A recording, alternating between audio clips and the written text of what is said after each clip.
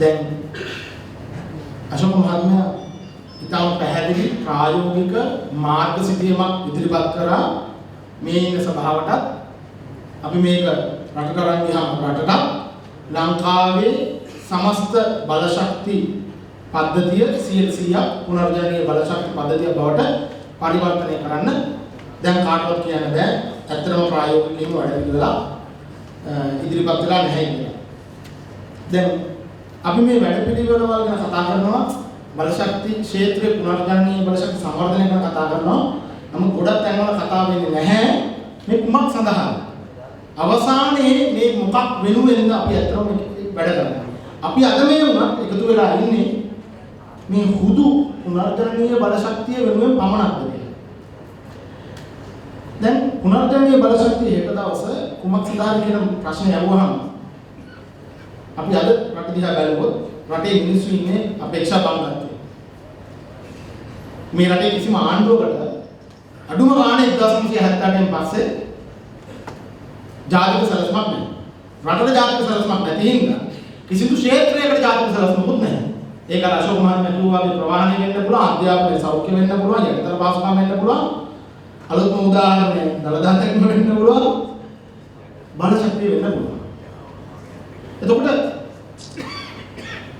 අපි පොඩ්ඩක් අන්තිම මාස එකමාර දෙකට ගිහිල්ලා බලුවොත් සූර්ය බල ඒකකයකට දුන්න රුපියල් 37 වෙලා දැන් 14 වෙලා ඔක තව ටිකකින් මම හිතන්නේ වෙනතට අඩුවේ වේරියබල් රේට්ස් වලට දුන්න කොන්ට්‍රැක්ට්ස් වලට මම හිතන්නේ ගෙවන එක සම්පූර්ණයෙන්ම ඔගේ නතර වෙලා තියෙනවා ෆික්ස් රේට් එකක් අතරම මාස ගානකින් ගොඩක් බලාගාරයින්ටත් වහල මත බලාගාර සමීකරගත්ත පාරිභෝගිකයන්ට ගෙවෙන්නේ නැහැ.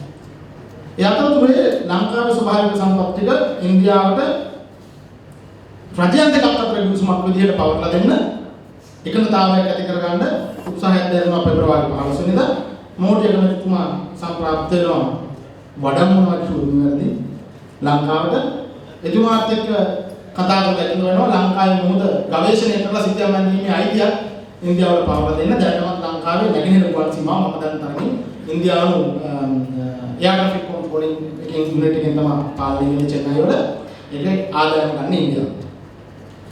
දැන් මේ ප්‍රශ්නේ දිහා අපි බලන්න ඕන බලශක්තිය විතරක් ගැන අවධානය යොමු කරලා නෙමෙයි. මේ සමස්තම ජාතික ප්‍රතිපත්තික රාමුව දිහා අවධානය යොමු කරලා. දැන් මම මේ කතාවේ අරමුණක් මේ කෙටි කතාවේ අරමුණක් මෙන්න මේ පිළිබඳව ඔයගොල්ලන්ගේ අවධානය යොමු කරන්න. රටක ආණ්ඩුවක වගකීම මොකක්ද?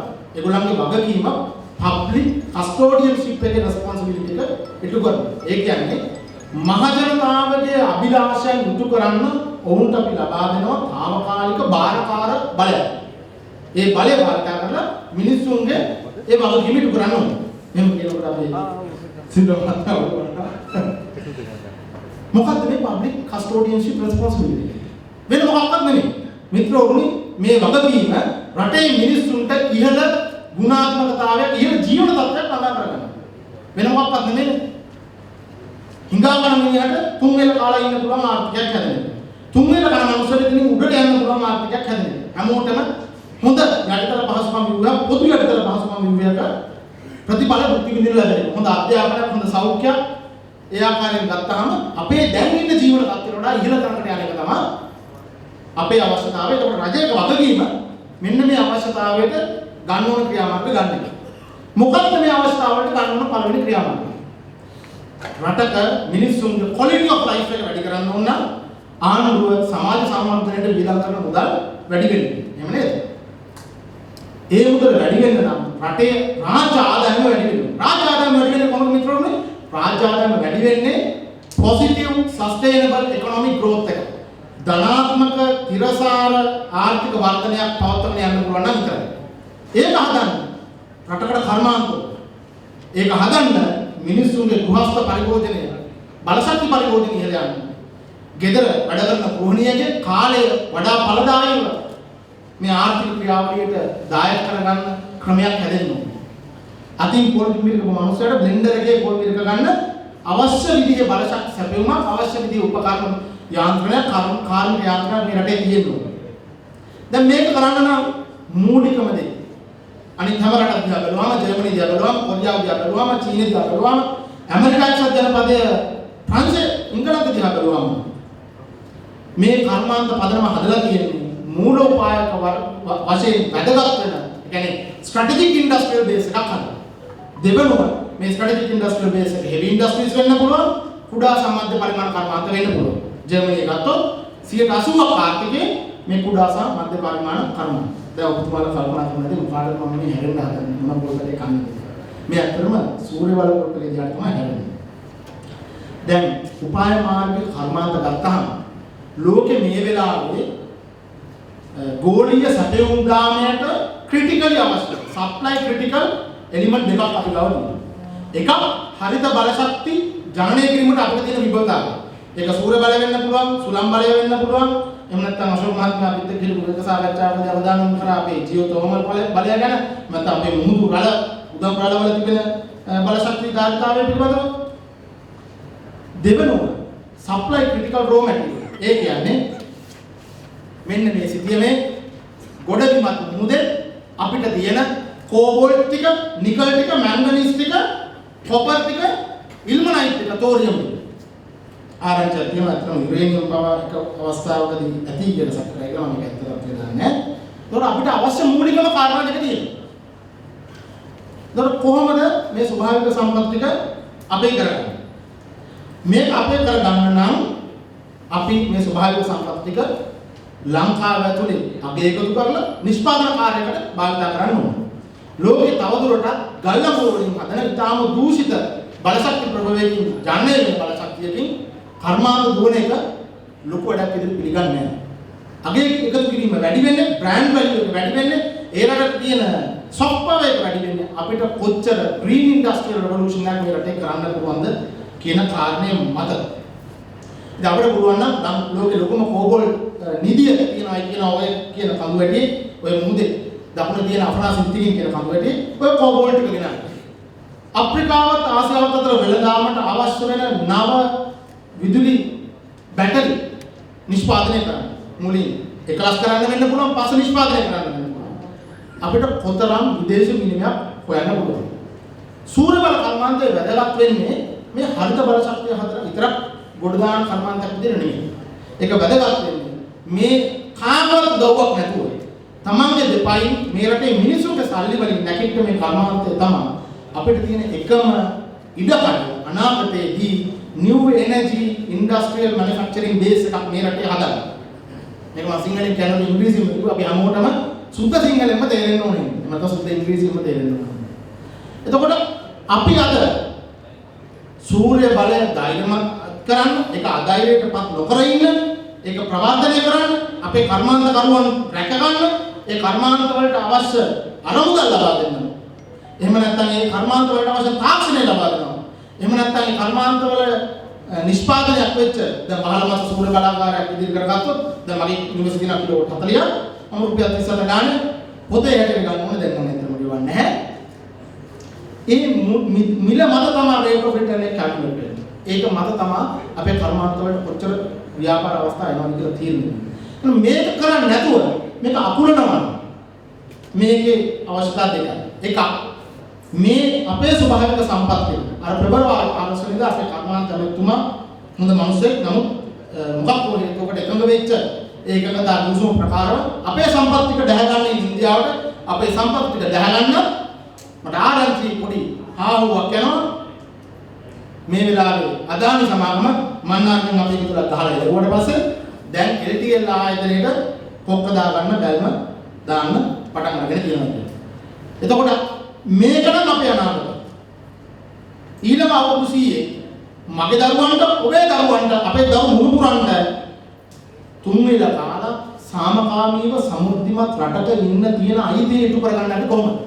අපිට කර්මාන්ත හදන්න තියෙන එකම හැකියාව වෙච්ච කියන්නේ සප්ලයි ක්‍රිටිකල් රෝ මැටීරියල් වෙච්ච අපේ දුර්ලභ khනිජ සහ ලෝහ වර්ග ටික වෙන රටකට තමන්ගේ සාප්පුවේ කුට්ටිය බලාගෙන පවරනවනම් ඒ අමුද්‍රව්‍ය ටික ලංකාවේ ගොඩබිමට ගෙනල්ලා විදේශ ආයෝජනත් එකතු කරගෙන අප්‍රිකාව සහ අග්නිවිද්‍යාසිකයන් කලාපවල අවශ්‍යතාවය සපුරන්න පුළුවන් විදිහට අපි නව new energy manufacturing base එකකට යන්නේ නැත්තම් කොහොමද අපි ඒක සපුරගන්නේ? මේක මිනිස්සුන්ගේ මූලික අයිතිය උල්ලංඝනය කිරීම. මම කලින් කිව්වා මම විශ්වාස කරන්නේ මේ ආණ්ඩුවට කලින් ආණ්ඩුව වගේම කිසිම සලස්මක් නැහැ. කිසිම ක්ෂේත්‍රයකට සලස්මක් නැහැ. හැබැයි අදින් පස්සේ බලශක්ති ක්ෂේත්‍රයට සලස්මක් නැහැ කියලා ජනාධිපති අනුකුමාර දිසානායක මහත්මයාට කියන්න බෑ. මෙතන මාර්ගසූචියක් පිළිදැක් වෙලා තියෙනවා. මට පස්සේ මොබෝ වෙලාවක කතා කරන්න නියමිත වෛද්‍ය පදරාජ මහත්මයා තවත් අනගි ඉබඳුම දේශනයක් වහමු කියනවා. ඉබඳුම අදහස් ගුණක් වහමු කියනවා. ඉතින් ජනාධිපතිතුමනි ඔබ ලෑස්ති නම් අපි ලෑස්ති හෙට හරි මේ අදහස් ටික මේ කර්මාන්තකරුවන්ගේ යෝජනා ටික මිනිසුන්ගේ යෝජනා ටික ලංකාවේ පරිසර නායකයන්ගේ යෝජනා ටික නීතිඥයන්ගේ යෝජනා ටික අරගෙන ඔබ හමුවට ඇවිල්ලා මේ ජාතික සැලැස්ම පූර්ණ වශයෙන් හදන්න උදව් කරන්න. ඇත්තටම මේක ආණ්ඩුවේ වගකීම. ආණ්ඩුවේ වගකීම කරන්නේ අර අශෝක මහත්මයා කිව්වා වගේ මේක මාළිම ආණ්ඩුවක් නෙමෙයි අතම සිංහල ආණ්ඩුවක් වගේ කියලා තමයි අපිට පේන්නේ. මේ සිංහල ආණ්ඩුවෙන් ගැලවිලා නැවත කෝට්ටේ යන්න කරේ ජාතික ජන බලවේගයෙන් තමන්ගේ ඡන්ද ප්‍රමුඛ ඉටු කරන ආණ්ඩුවක් හදාගන්න අපි අද අඩිතාලම දාලා තියෙනවා. අපි හැමෝම විවිධ පක්ෂ වලට උදව් කරමු ඡන්ද දාපු වැඩ කරපු ඇති. නමුත් අපි හැමෝම අද මෙතෙන්ට එකතු වෙලා ඉන්නේ. මේ රට වෙනුවෙන් මේ රටේ බලශක්ති සුරක්ෂිතතාවය වෙනුවෙන් බලශක්ති ස්වෛරීත්වය වෙනුවෙන් එකතු වෙලා අපේ රටේ ආර්ථිකය ගොඩනගන්න පුළුවන් විදිහ සලස්මක් හදාගන්න. මේක අවසන් කාරණයක් කියලා මේ අදහස සමාප්ත කරන්න. අපි මෙහෙම පසුබිමක සූර්ය බලයට වෙලා තියෙන අසාධාරණය පමණක් කල්පනා කරලා සටන් කරනවා මේ සටන අපි පරාද වෙනවා. අපි හැම ක්ෂේත්‍රයක්ම එකතු කරගන්නවා. ඒක තමයි අපි මේ එකතුවට නම තිබ්බේ පෙරමුණ කියලා. මේක සංවිධානයක් නෙමෙයි මම හිතන්නේ අපේ පිළිගැනීමේ කතාවේදී ඒ පිළිබඳව පැහැදිලිවම අදහස ප්‍රකාශ කරා. මේ පෙරමුණ යටතේ මේ රටේ කර්මාන්තකරුවන් අනිකුත් ශිරු ක්ෂේත්‍ර නියෝජනය කරන විද්වතුන්, වෘත්තිකයන්, වෘත්තීය සමිති, පරිසර සංවිධාන, භික්ෂුන් වහන්සේලා, බෙදපොත් ආගමික නායකයන් සියලු දෙනා එකතු වුණොත් අපි මේ කතා කරන සාකච්ඡා අදහස් ටික යථාර්ථයක් කරගන්න තැනකට මේ රට තල්ලු කරන්න පුළුවන්. ඒක අපි වෙන කවුරුත් කරන්නේ නැහැ. මොකද බොහොම පැහැදිලිව ගල්වතුරු ඩීසල් සහ අදාන මාෆියාව අනිත් හැම ආණ්ඩුවත් අල්ලගත්තා වගේම මේ ආණ්ඩුවත් අල්ලගෙන තියෙනවා කියලා මට පේන්න තියෙනවා. සමහර කෙනෙකුට වෙන්න පුළුවන් නොවෙන්න පුළුවන්. නමුත් යථාර්ථයේ ඒක. අපි තාම බලාපොරොත්තු සහගතව මාසකට වැඩි කාලයක් බලාගෙන හිටියා මේ යෝජනා ටික මේ ද්‍රෝහී දේශද්‍රෝහී යෝජනා ටික ලංකාවේ ආර්ථික අභිවෘද්ධියට එරෙහිව තියෙන යෝජනා ටික ආණ්ඩුව අකුරගන්න කියලා එහෙම අකුරගෙනක් ගිලාන්නේ.